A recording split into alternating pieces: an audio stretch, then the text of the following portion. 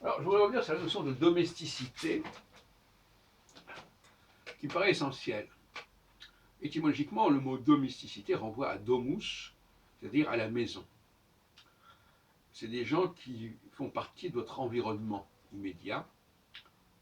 Enfin, pour ceux qui ont un statut évidemment de pouvoir et qui peuvent donner du travail à une population qui les entoure et qui les assiste. Et force est de constater qu'il y a une sorte d'affaiblissement de la domesticité.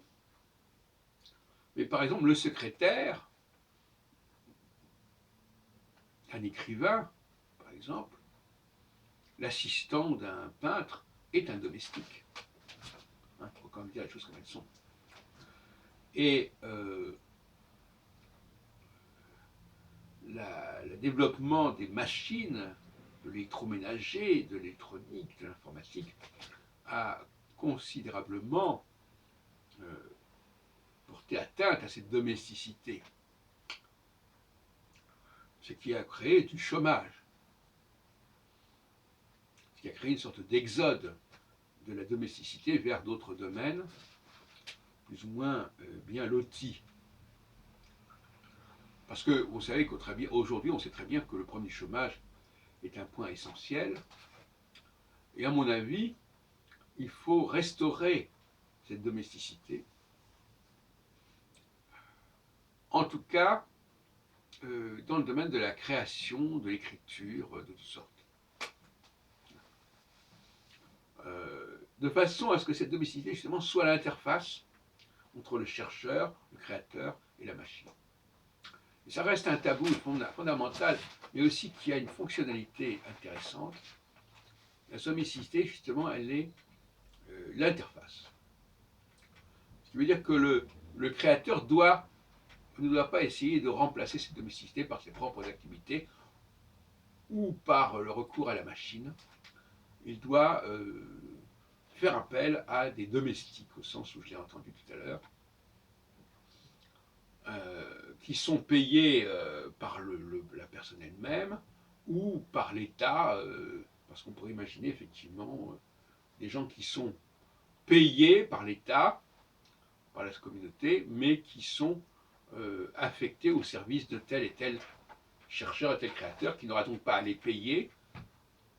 Voilà. Et d'ailleurs, c'est une idée que j'ai lancée il y a déjà un certain temps, à savoir que les gens qui ont des allocations sont assimilables à des fonctionnaires. Et donc, ça, c'est un truc qui n'a pas fonctionné jusqu'à présent. C'est tout à fait dommage. Il faudrait que toutes les personnes qui reçoivent des allocations soient affectées à des activités auprès de chercheurs, par exemple pour classer des bibliothèques, par exemple pour gérer des bibliothèques, pour gérer des manuscrits, pour gérer tout un ensemble de choses qui sont souvent mal gérées, négligées, il y a une sorte d'incurie.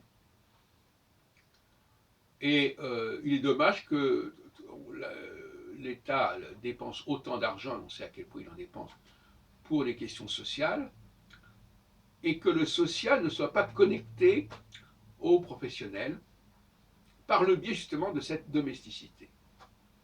De ce que j'ai appelé aussi à un certain moment la maisonnée, tout ce qui fait partie d'un ensemble d'activités. Moi-même, j'ai vécu dans une certaine forme de démaisonnée, puisque nous avions des domestiques et même une chambre de bonne, etc. Et une dame qui venait de sa banlieue tous les jours, etc. Donc cette notion existe, mais aujourd'hui, par exemple, moi j'ai une bibliothèque assez importante, de toutes sortes de documents, et j'aurais besoin de domestiques payés par l'État, ils auraient des allocations données par l'État, que ce soit des chômeurs ou des gens qui sont au RSA, etc. Je pense qu'il faudrait affecter les gens qui reçoivent le RSA à des activités auprès de toutes sortes de particuliers qui ont des documents importants à gérer dans le cadre d'associations, etc.